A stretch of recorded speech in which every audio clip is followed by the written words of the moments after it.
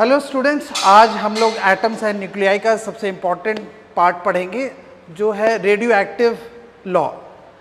Correct. इससे हर साल अगर आप जेई की बात कर लीजिए, नीट एग्जामिनेशन की बात कर लीजिए, तो एक या दो प्रश्न जरूर आएंगे और क्वेश्चन काफ़ी सिंपल होते हैं, लेकिन चूंकि लोग प्रैक्टिस नहीं करते हैं, लोग को इक्वेशन अप्लाई करना नहीं आता है, इस कारण से क्वेश्चन गलत हो जाती है। तो सबसे पहले बात करें कि इसका कॉन्सेप्ट क्या है। कॉन्सेप्ट ये है,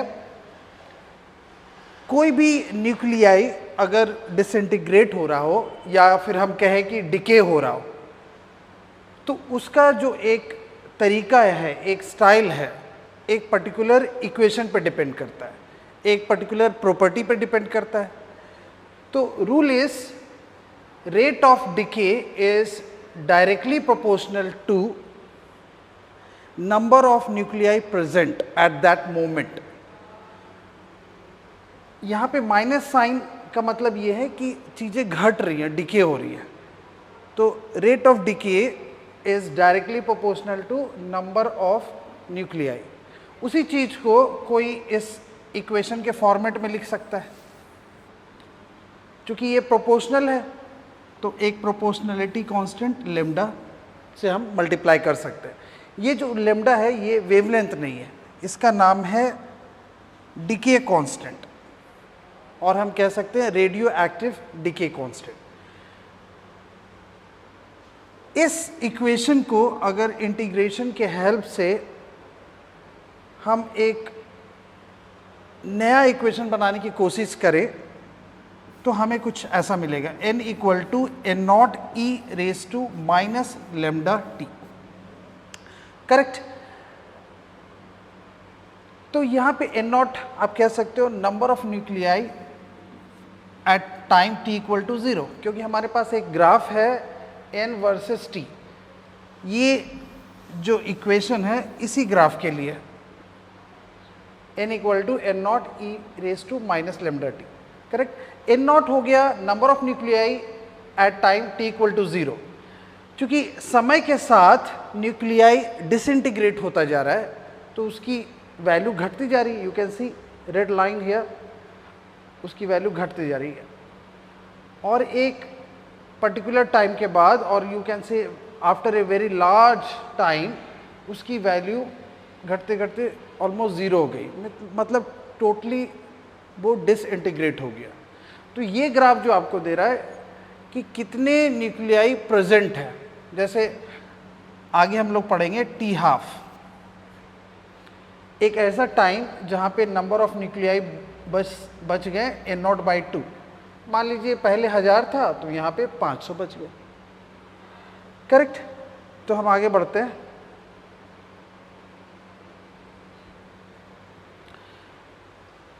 हाफ लाइफ, ये एक बहुत बढ़िया तरीका है किसी भी एलिमेंट जो कि रेडियो एक्टिव डिके को फॉलो करता है, किस रेट से घट रहा है ये जानने के लिए हम हाफ लाइफ यूज़ कर सकते हैं, हाफ लाइफ की प्रॉपर्टी यूज़ कर सकते हैं। ये है क्या? Time required for the number of parent nuclei to fall to 50% is called half life.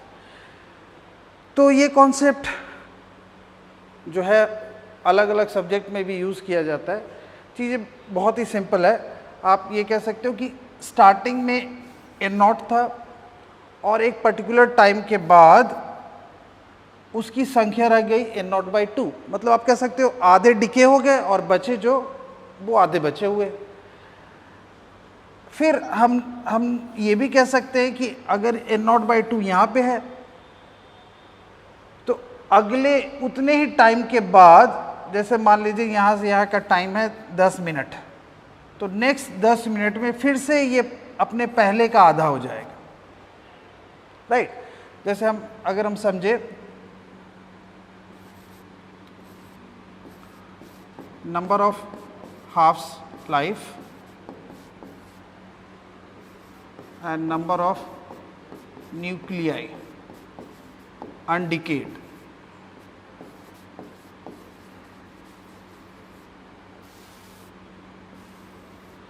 तो हम कह सकते हैं एक हाफ लाइफ के बाद उसकी संख्या हो जाएगी आधी। एन नॉट हम कह रहे हैं कि number of nuclei in the starting. अगर कोई बोले कि सर 2 हाफ लाइफ, तो आप लिखोगे एन नॉट बाई 2 उसका भी आधा, क्योंकि अगले हाफ लाइफ में जो भी पहले प्रेजेंट था उसका आधा हो जाएगा। तो someone can say N naught by 4, या आप लिख सकते हो 2⁻²। उसी तरह अगर हम 1 मोर हाफ लाइफ की बात करें तो आप बोलोगे सर एन नॉट बाई 4 अभी तक था, अगले हाफ लाइफ में वो हो जाएगा N naught by 4 whole divided by 2। So basically N naught divided by 2⁻³ तो हमने एक फॉर्मूला बना लिया, n equal to N naught by 2⁻n। Here n is number of undecayed nuclei at particular time t, right? तो एक तो तरीका है कि आप जब क्वेश्चन सॉल्व करें n equal to N naught e⁻⁻ ये हमारा बेसिक फॉर्मूला है। लेकिन कई बार क्वेश्चन हाफ लाइफ से रिलेटेड पूछी जाती हैं, तो चीज़ें आसान हो जाती है अगर हम ये डायरेक्ट फॉर्मूला यूज़ करें। तो हम क्वेश्चन की ओर बढ़ें। अगर ये हमारे पास एक क्वेश्चन है, the half life of radio active nuclei is 50 days, the time interval t2 minus t1 between the time t2 when 2/3 of it has decayed and time t1 when 1/3 of it has decayed। तो बहुत ही संक्षिप्त line में उन्होंने बहुत सारा information दिया है। Basically पूछा क्या है, उन्होंने पूछा है time interval t2 minus t1। वो बात कर रहे हैं रेडियो एक्टिव डीके की। तो पहले एक रफ डायग्राम बना लिया जाए, n वर्सेस t। n क्या है, number of nuclei at particular time t।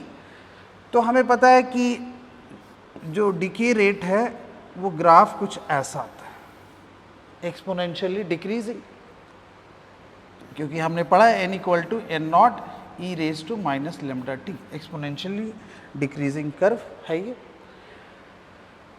वो 2 टाइम की बात कर रहे हैं, t1 t2। t1 t2 कैसे रिलेटेड है चेक करें। वो बोल रहे हैं t2 टाइम जब 2/3 डिके हो चुका है ना। तो हम अगर ऐसा एक टेबल बना लें, t1 t2, one column for decay, another column for undecayed. तो t2 टाइम में उन्होंने लिखा है कि 2/3 डिके हो चुका है, और t1 टाइम में 1/3 डिके हो चुका है। क्योंकि हमारा जो फॉर्मूला है यहाँ पे n जो है ये है नंबर ऑफ न्यूक्लियाई प्रेजेंट।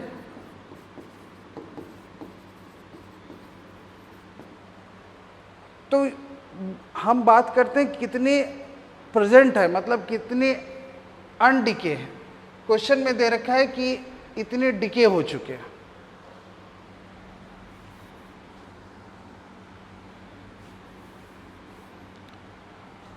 तो हम लोग क्वेश्चन के अनुसार जाएं, t2 टाइम में 2/3 डिके हो चुका है, t1 टाइम में 1/3 डिके हो चुका है। तो अनडिके कितना हुआ t1 टाइम में 2/3, क्योंकि आप क्या करोगे 1 माइनस 1/3 तो बचा 2/3।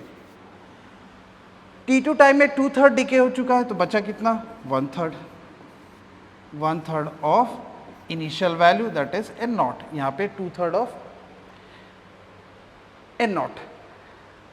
तो मैं ऐसे एक रफ डायग्राम बना दूं। t1 टाइम पे कितने बचे हुए हैं, कितने बचे वो इम्पॉर्टेंट है, 2/3। तो मैं ऐसा लिख दूं 2/3 ऑफ एन नॉट, और यहाँ पे बचे हुए हैं 1/3 एन नॉट। कोई चीज़ों को अगर स्मार्टली ऑब्जर्व करेगा तो वो बोलेगा सर देखिए t1 टाइम पे 2/3 एन नॉट था, और t2 टाइम पे 1/3 एन नॉट हो गया। मतलब अगर ये इनिशियल वैल्यू है, अगर ये इनिशियल है और ये फाइनल कंडीशन मान लें, तो इनिशियल से ये फाइनल आधा हो गया, कितने टाइम में? T1 से लेके T2 टाइम में, मतलब T2 माइनस T1 टाइम में वो आधा हो गया। आधा होना मतलब इट इज हाफ लाइफ, और जो कि दिया हुआ है already, half life of A radio active nucleus is 50 days, और उन्होंने पूछा ही है T2 माइनस T1, तो T2 minus T1 is nothing but half life, तो आंसर है 50 डेज। दूसरा तरीका ये हो सकता है, यहां पे इरेज कर दूं,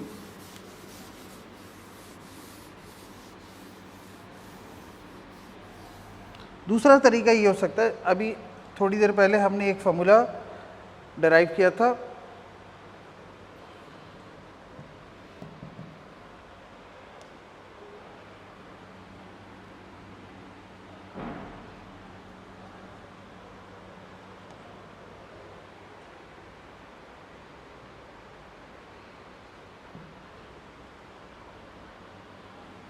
फॉर्मूला हमने डिराइव किया था n equal to N naught by 2 raise to n। यहाँ पे n नॉट जो है number of nuclei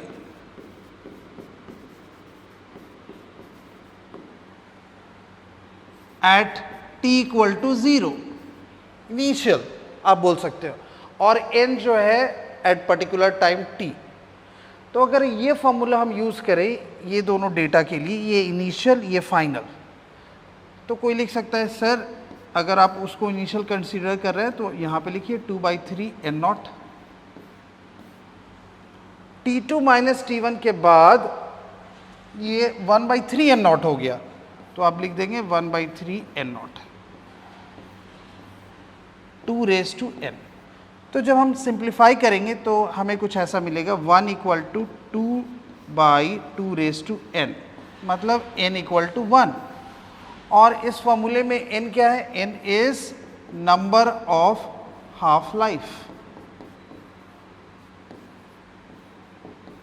number of half life. हमने यहाँ पे फॉर्मूला यहाँ पे जनरलाइज किया था, n equal to N naught by 2 raise to n, number of half life.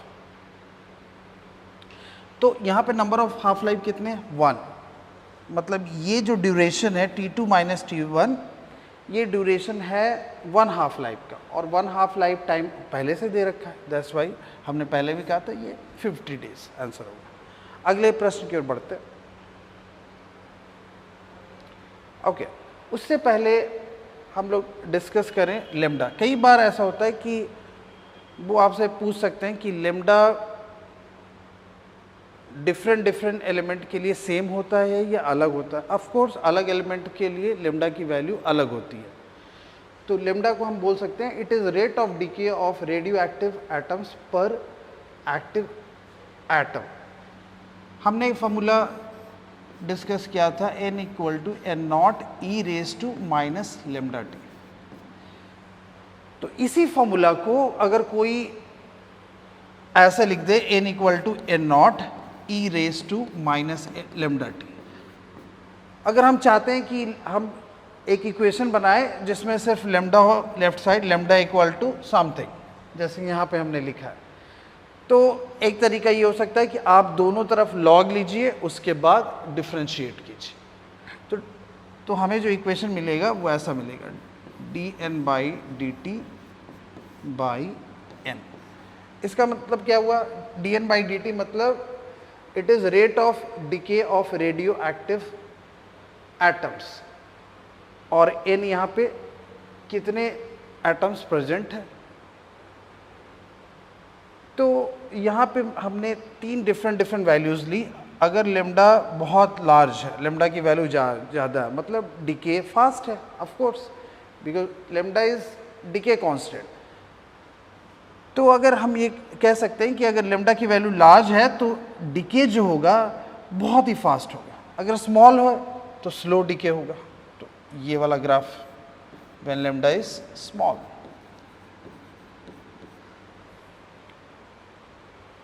Next slide. 2018 में एक क्वेश्चन पूछा गया, बड़ा सिंपल, नीट की बात कर रहे हैं। For a radioactive material half life is 10 minutes, half life उन्होंने दिया 10 minutes. If initially there are 600 number of nuclei, मतलब वो बात कर रहे हैं N0 की। Time taken for disintegration of 450 nuclei, 450 nuclei को डिसइंटीग्रेट होने में कितना टाइम लगेगा, वो टाइम पूछ रहे हैं। तो कई बार बच्चे लिख देते हैं n इक्वल टू 450, वो गलत हो जाएगा, क्योंकि n जो है नंबर ऑफ अनडिकेड न्यूक्लियाई है ना, तो हमें ध्यान देना चाहिए, क्योंकि डिसइंटीग्रेशन का मतलब ये हुआ कि इतने सारे डिके हो चुके हैं, 600 में से 450 डिके हो चुके हैं, तो बचे कितने 150। हमें चाहिए टाइम, कितना टाइम लगा। क्योंकि यहाँ पे हाफ लाइफ ऑलरेडी दे रखा है, तो ये आपके मन में क्लिक करना चाहिए, क्या ये हाफ लाइफ के मल्टीपल्स में आंसर है, तो क्यों ना हम वो फॉर्मूला यूज़ करें, n equal to n0 by 2 raise to n। Here n is number of half cycles और number of half lives.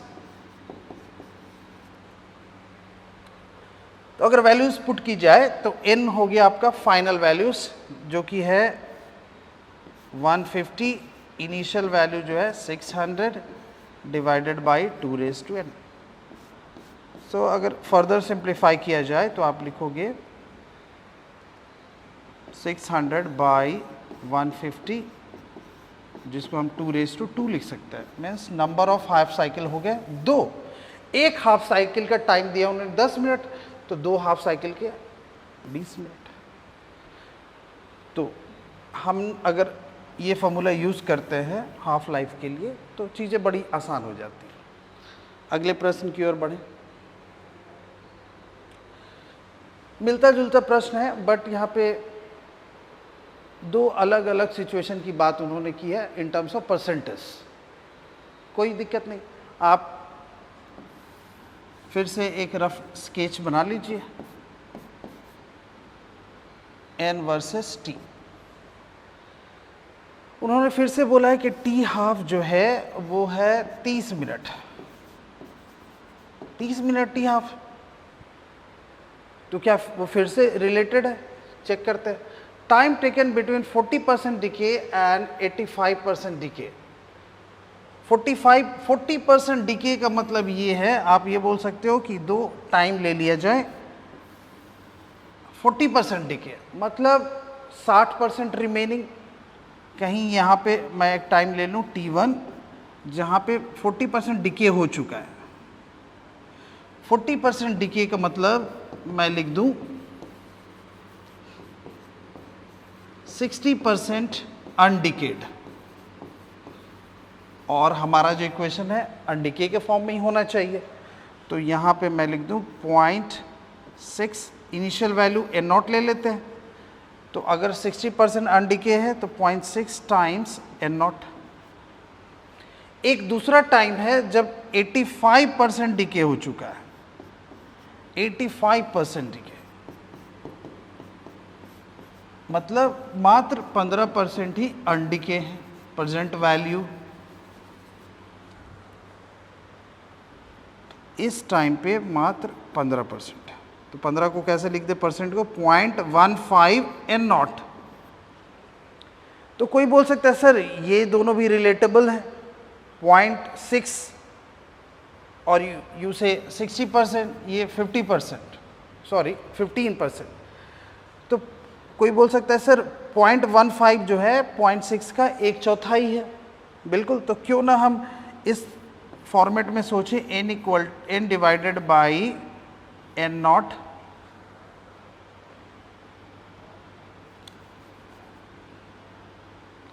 n equal to n0 by 2 raise to n। तो अगर हम इस फॉर्मेट में सोचें, n0 जो हो गया इनिशियल वैल्यू, ये है प्रेजेंट, और you can say eight particular time t और फाइनल वैल्यू। तो फाइनल अगर हम इसको कंसिडर कर लें फाइनल और इसको कंसिडर कर ले इनिशियल, तो फाइनल की जगह पे आप लिखिए 0.15 एन नॉट, इनिशियल की जगह पे लिखिए 0.60 N naught divided by 2 raise to n। तो बड़े आराम से कोई सॉल्व कर सकता है। और यहाँ पे n की जो वैल्यू आएगी फिर से 2 आएगी, 2। एक हाफ लाइफ कितने के बराबर है? 30 मिनट। तो 2 हाफ लाइफ जो हो जाएंगे 60। मतलब यहाँ से यहाँ का जो ड्यूरेशन है वो 2 हाफ लाइफ है, 2 into 1 half life. So no doubt answer is 60। तो वो आपसे एक्सपेक्ट करते हैं कि आप डायरेक्टली सॉल्व कीजिए। दूसरा तरीका ये हो सकता है कि हम 2 इक्वेशन बनाएं जो बेसिक इक्वेशन है।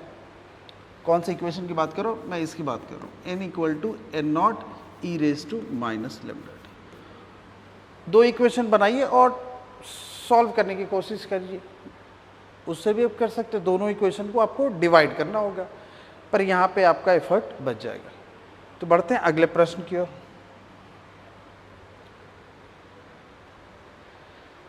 2 radioactive materials x1 and x2 have decay constant 5 lambda and lambda। Yes, मैंने पहले भी कहा था कि अलग अलग एलिमेंट के लिए डिके कांस्टेंट अलग अलग होगी। If initially they have the same number of nuclei then ratio of number of nuclei x1 x2 will be 1/e after a time. तो वो एक टाइम की बात कर रहे हैं। टाइम पता कीजिए जब 2 अलग अलग न्यूक्लियाई का रेशियो जो है, नंबर ऑफ न्यूक्लियाई का रेशियो जो है 1/e है। तो कोई इक्वेशन बना सकता है number of nuclei at particular time. अगर हम पहले की बात करें तो इनिशियल वैल्यू एन नॉट, और उन्होंने कहा initially they have same number of nuclei. तो मैं मान लेता हूँ एन नॉट दोनों के लिए ई रेज टू माइनस। यहाँ पे आपको डिके कांस्टेंट यूज करना है।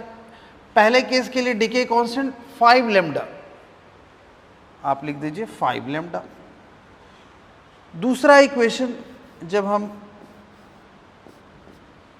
दूसरे एलिमेंट की बात करें तो यहाँ पे डिके कांस्टेंट है लेमडा, तो हम लिख सकते हैं N not e raise to minus lambda T.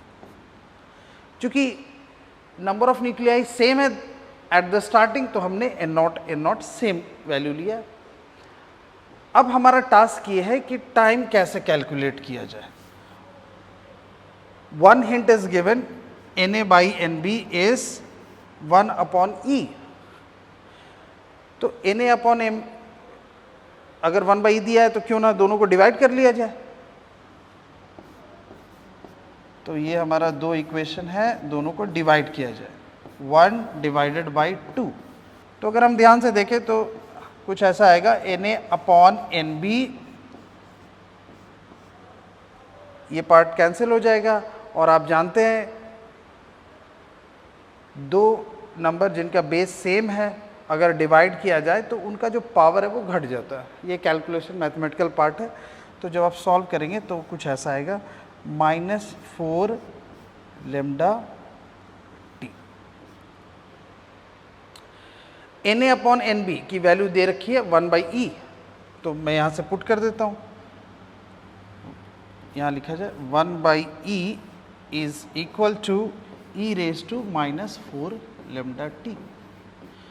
कोई 1/e को लिख सकता है e रेज टू -1। तो आप देख सकते हो बेस दोनों का सेम है, तो अगर दोनों टर्म्स इक्वल है तो पावर भी इक्वल होना चाहिए। -4 lambda T is equal to -1। तो यहाँ से बहुत ईजिली आप सॉल्व करोगे, t equal to 1/4 lambda, t equal to 1/4 lambda, this is the answer. तो आप देख सकते हो 2 पर्टिकुलर फार्मूला है, उसकी के हेल्प से आप ऑलमोस्ट सारे क्वेश्चन कर सकते हो इस पर्टिकुलर टॉपिक के। एक फार्मूला आपका ये हो गया, दूसरा फार्मूला जो हमने कहा था n0/2 raise to n that is nothing but n। n जो है वो है number of nuclei at particular time t, और ये इनिशियल हो गया number of nuclei at time t equal to 0। ठीक है स्टूडेंट्स, तो फिर आज के लिए इतना ही। नए टॉपिक्स में फिर से हम लोग डिस्कस करेंगे next time. Okay, thank you.